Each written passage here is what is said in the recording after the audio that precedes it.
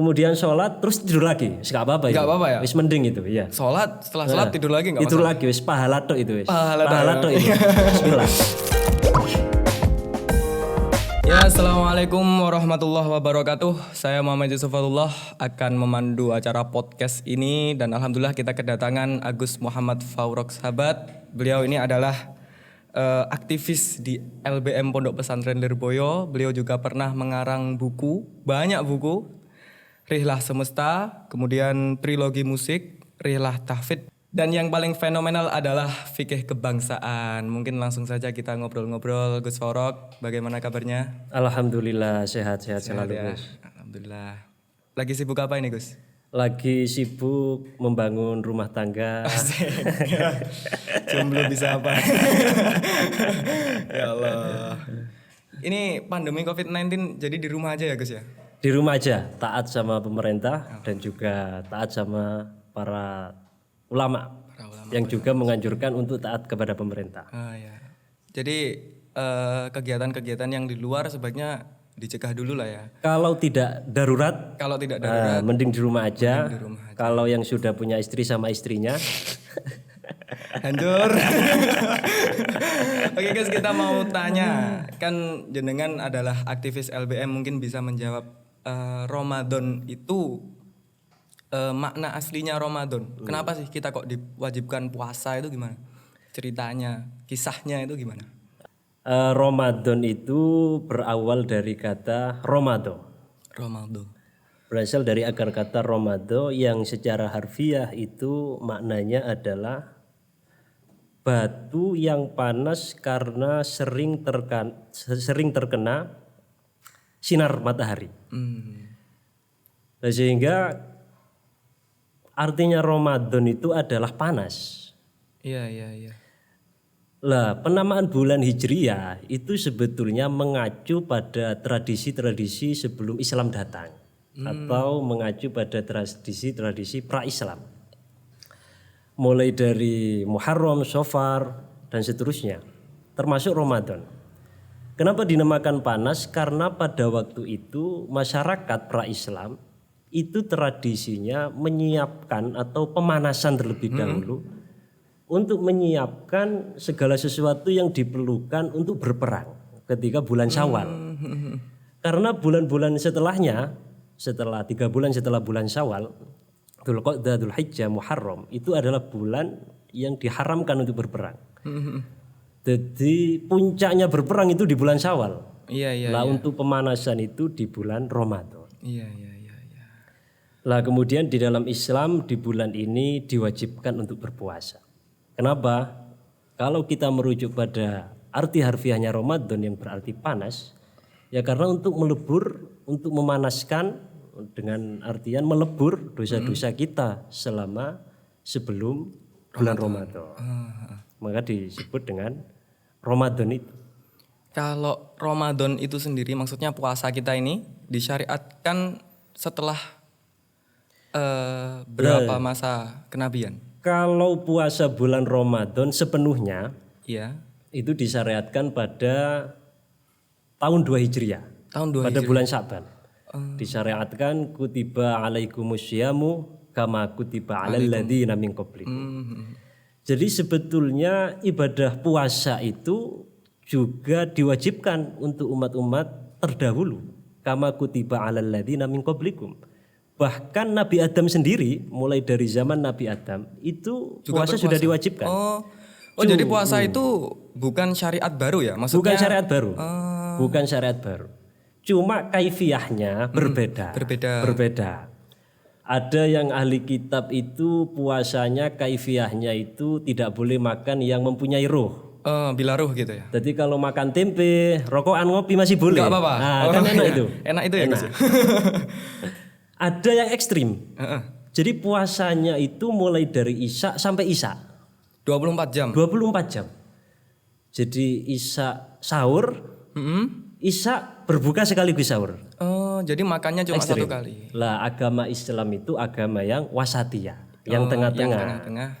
Jadi dimulai dari Tulu'ul Fajri sampai Hurubus Syams. Iya. Kalau disamakan dengan cerita yang masalah sholat itu ya. Kan sholat Nabi diutus untuk Isra Mi'raj, kemudian disyariatkan seperti itu. Mungkin kalau puasa ada cerita tersendiri nggak? Sejarah tersendiri nggak tentang puasa gitu? Lah, mulanya begini. Memang apa yang diwajibkan oleh Allah Ta'ala fi'lullah itu ya mu'allal ghairu mu'allalin bi'ilalin. Jadi ya tidak ada ghorot. Dari Gusti Allah tidak ada ghorot. Iya. Kenapa? Karena ghorot itu adalah sifat yang lazimah. Ini nggak apa-apa ya bicara-bicara Nggak kayak apa-apa, gitu. nggak apa-apa. Nanti dikasih caption. Karena ghorot itu adalah sifat lazimah. Sifat yang melekat pada hawadis, Iya. pada awarid. Allah Ta'ala bukan hawadis, bukan awarid. Nah, sehingga apa yang dilakukan oleh Allah Ta'ala termasuk apa yang diwajibkan Allah Ta'ala ghairu mu'allalin bi'ilalin. Tapi pasti ada hikmahnya. Iya. Tapi kalau Hikmahnya hikmah apa ada. hikmahnya? Lah diantaranya hikmah puasa itu ya karena puasa itu adalah imsak. As-shaum kan lughatan al-imsak. Iya. Ya berarti kita menahan diri. Menahan diri dari syahwat yang berlebihan. Menahan diri dari amarah. Lah itu perlu dikontrol.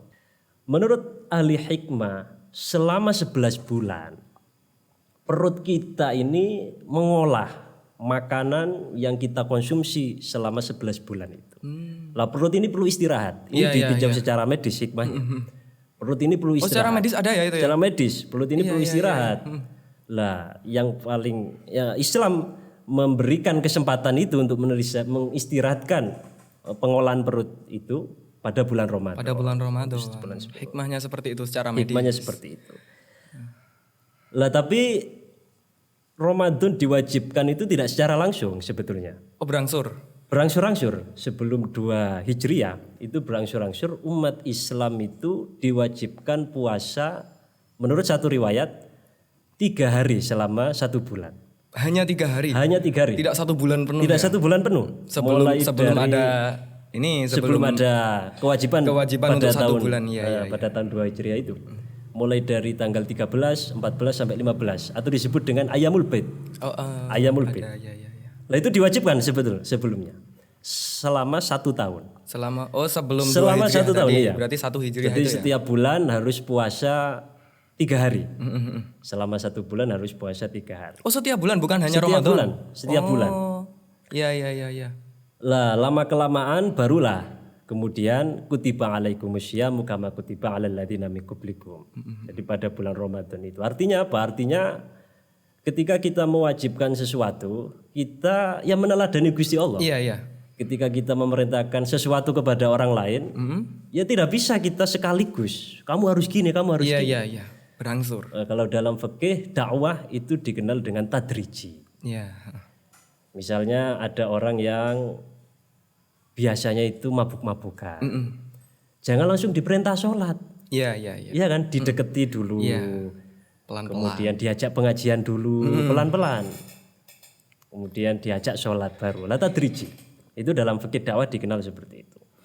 Kalau orang yang puasa, ya kan. Sekarang kan bukan sekarang, bahkan dari dulu. Biasanya anak-anak muda itu kan puasanya itu dari pagi sampai sore bahkan sampai maghrib itu tidur aja. Dengan alasan tidurnya orang puasa itu ibadah.